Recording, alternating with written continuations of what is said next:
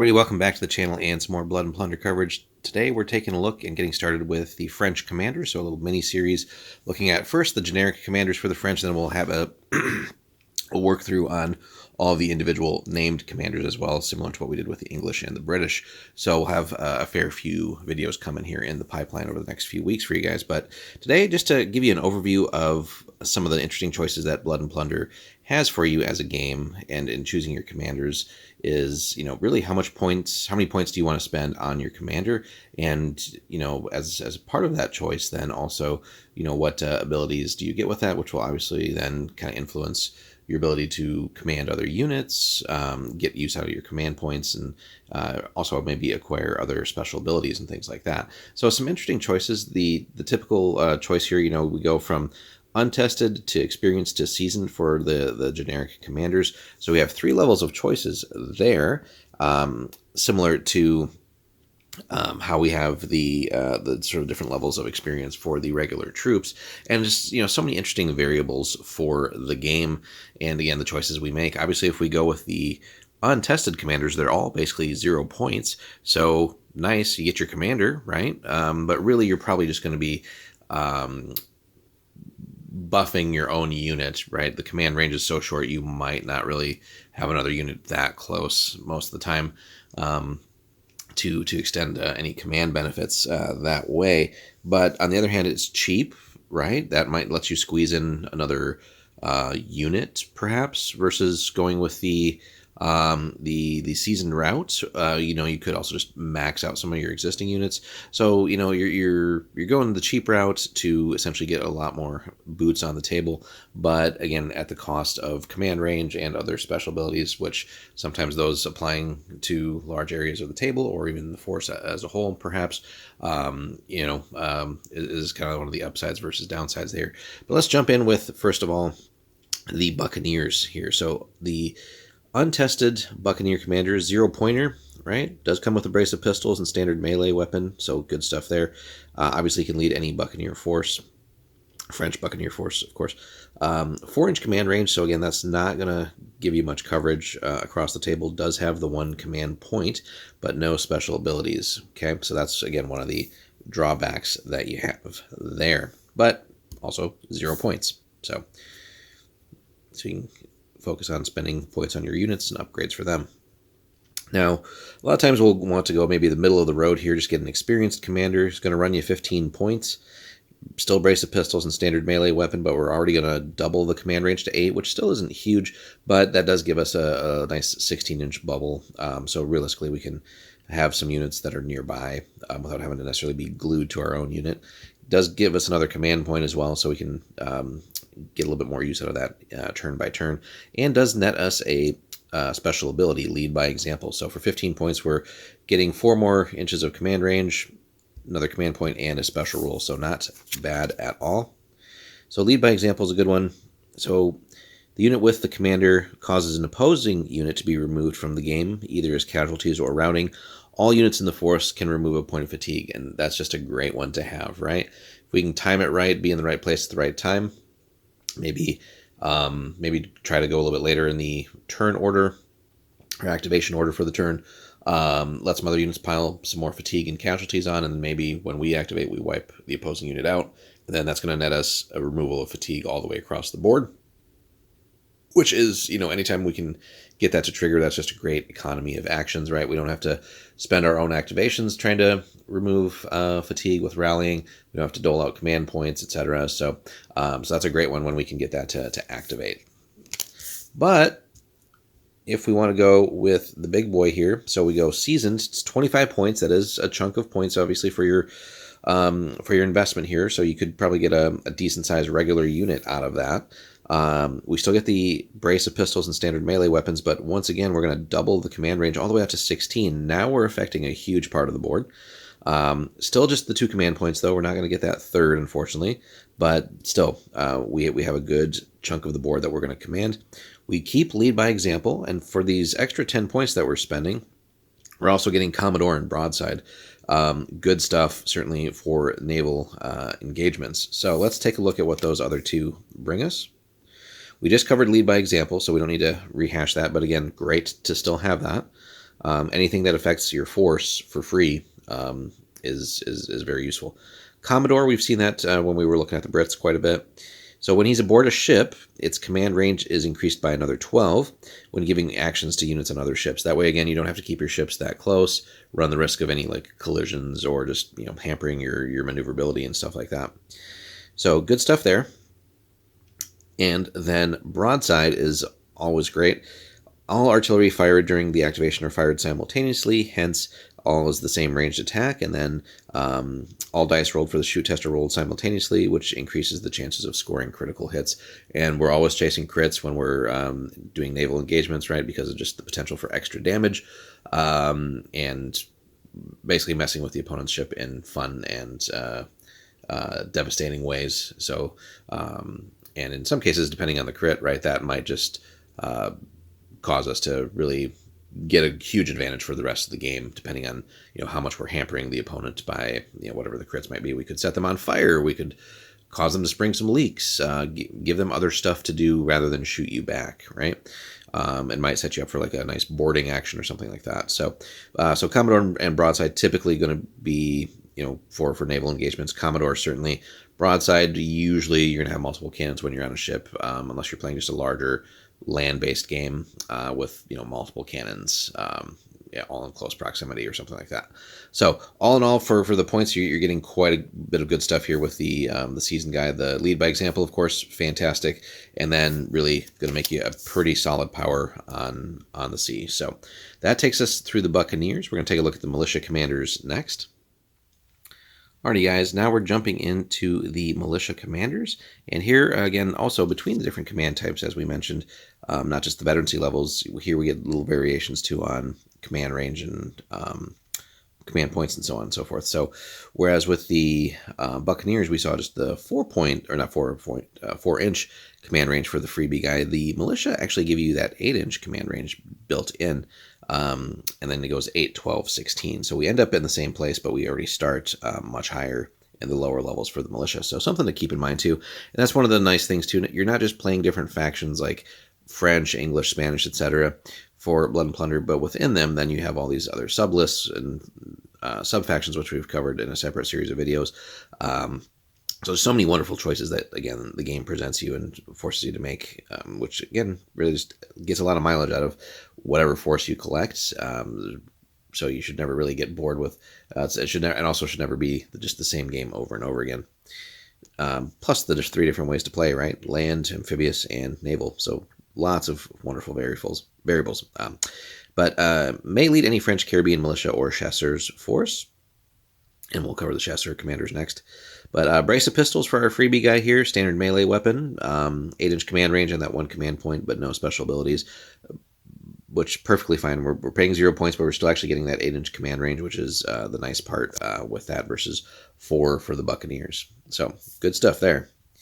Now when we go to experienced, again, we're at 15 points, still brace of pistols and the melee weapon, but we kick up to 12-inch command range, which is pretty solid. It's 24-inch bubble and that extra command point, and now we're getting inspiring. So let's double check and see what inspiring does so that you see what you get for your points. All friendly units within his command range may reroll any failed rally tests when the commander's unit is active. So if we're doling out some command points to have other units rally, we get a free reroll out of it, which is nice. Again, economy of actions. You'll hear me say that a lot in a game like this. So when actions are at premium, ideally we want to spend as many actions as possible causing damage or harm to the opposing force. So instead of having to spend additional ones or burn our precious fortune points for rerolls, having inspiring here is nice. And again, getting that kick up to 12 inches for the command range is pretty nice at this medium level. So good stuff there. And then finally, if we want to pay the points for the 25 pointer, we again kick up to that wonderful 16-inch command range. Still the 2 command points, but here I guess a contrast to the Buccaneers where we get 3 really good special abilities. Here we only get the 2, but inspiring and elusive. So we just talked about inspiring. So let's take a look at what elusive also grants us. So this unit gets a -1 bonus to ranged saves if all the models are in cover, but not inside a structure. So so not going to be a force multiplier in the sense as in affecting other units, but being able to keep our commander's unit, if we can seek out cover for them, still maybe get them in a spot where they can shoot as well, or do something productive, have some good lines of sight, get to wherever they need to, etc. But if we can keep them in coverage, we're just going to get an extra bonus to our cover saves from range attacks. Always nice, because we ideally want to keep the commander alive, of course, as long as possible, to keep doling out those command points, and otherwise just doing commandery stuff with his unit, and maybe causing some damage from their shooting and stuff like that. So pretty good. I'd say at the high level, maybe the Buccaneer Commander gets us just a little bit more bang for the buck as far as what those abilities can do. But here really, I think the key thing is we got inspiring. We want to just inspire the rest of the force to stay in the fight, do good work, and ideally it's going to help us keep this unit alive as long as possible. So next up, we'll take a look at the chasseurs. Alrighty guys, we are back, and today we're taking a look at the Chasseur Commanders as part of our series here on the French Commanders, specifically this video taking a look at the generic commanders across the board. So the Chasseur Commanders, they can lead any Chasseur's force, makes clear sense. And again, here we're getting that wonderful 8-inch command range even at the freebie level. So we have a choice on weapons though. We can go the brace of pistols or firelock musket plus the standard melee weapon. So, and then if we take the firelock musket, though, we could then have pistol as a sidearm. So something to consider there. We're giving up the brace of pistols just to have a regular, plain old one pistol, essentially. Brace of pistols, of course, means we're not reloading pistols. But 8-inch command range, 1 command point, and then some cool choices on weaponry, all for 0 points. So not terrible at all. And that 8-inch command range, again, versus the 4 that we saw first with the Buccaneers, is still a nice little 16-inch bubble across the board. So that certainly lets us have friends nearby without having to be more or less base-to-base contact with us. So good stuff there. Again, we'll get inspiring at the mid-level here for these guys. And again, our weapon choice, very similar to the militia as far as the stats bumping and stuff like that. So 12-inch command, 2 command points. Again, inspiring. We talked about it specifically under the militia, but just again, a quick reread.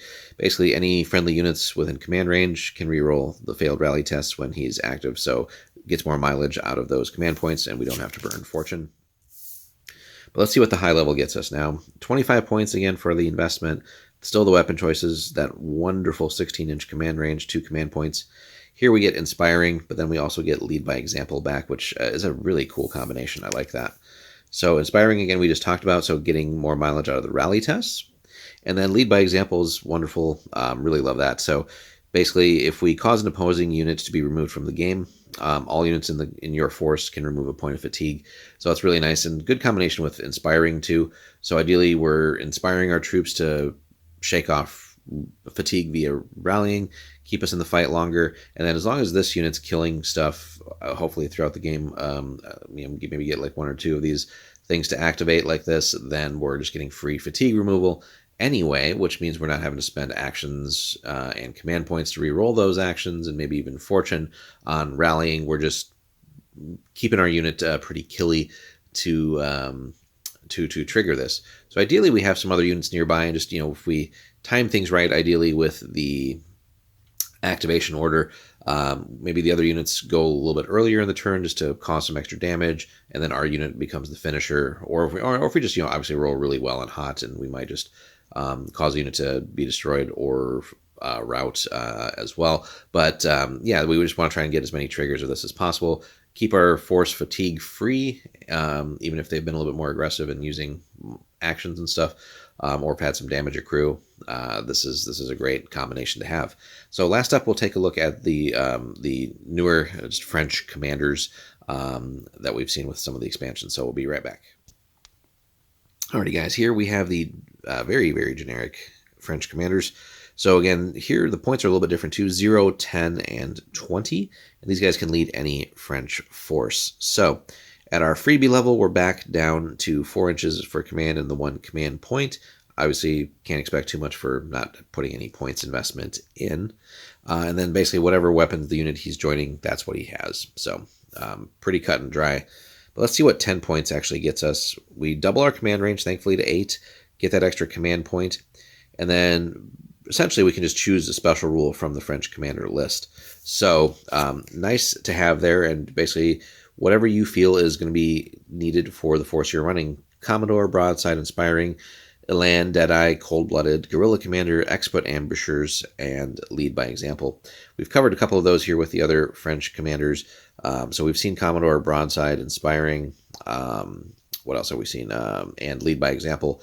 The others are just to not make the video even longer, but worth checking out. But long story short, whatever force we've built, right, and whatever we need to really make that more effective, that's what we can choose. So really, you can customize specifically to the force that you're running, and have a character that's essentially custom made for that to do what you are hoping to do with or your overall plan and strategy for the army. Moving up to the season level, 20 points. We're not getting that awesome 16-inch command range, unfortunately, but we're going to 12 at least. Still plenty of real estate as far as command range. 2 command points, again, weapons as the unit we join. But whereas the experienced commander can just choose one ability, this is pretty cool here now. Again, as far as being able to customize, we can choose 2 of these abilities and really, again, get an interesting commander. A lot of neat combinations here, but we can essentially customize, again, custom tailor exactly what we need to make the force that much better, and maybe get some abilities that the force normally doesn't have, but maybe could use with what our commander is going to bring to the table based on what we choose. So we've already seen awesome combinations like with the Chasseur commander, the season 1, right? Like Inspiring and Lead by Example is a great like 1-2 punch for keeping your force fatigue free, essentially. So but there's other neat things in here as well. So just something to think about. But again, if we go the super generic route, we get to ultimately customize exactly for what we want. So there's a quick look, guys, at the just overall generic commanders for the French. Everything from these guys to the Buccaneers, the Militia, and the Chasseurs. And again, the wonderful choices that Blood and Plunder lets us have as far as the force the nation we're choosing, or the faction, the sub-faction, the list itself, and then the level of commander, but also the levels of our troops. So there's so many wonderful variables that we have to keep in mind. Hope you found the video informative. Let us know which French sub-faction you prefer to play, and typically what command level you choose as far as the points for the commander, and what abilities you find the most useful amongst those. Be sure to like, comment, and subscribe. We'll have more Blood and Plunder for you very soon. Thank you for watching.